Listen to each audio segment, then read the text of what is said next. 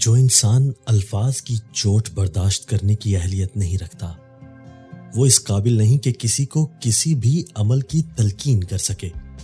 اگر آپ ناصح راہبر بننے اور اچھی زندگی گزارنے کے خواہش مند ہیں تو الفاظ کی چوٹ سہنا سیکھیں۔ جیسے ہر پھول کے ساتھ کانٹے ہوتے ہیں، ایسے ہی ہر انسان کی زندگیوں میں الجھنیں، کانٹے اور جگہ جگہ پر مشکلات ہوتی ہیں، جنہیں حل کر کے سہ کر ہی آگے بڑھا جاتا ہے، اور آپ مضبوط اس وقت تک نہیں بن سکتے جب تک برداشت کرنا نہ سیکھ جائیں۔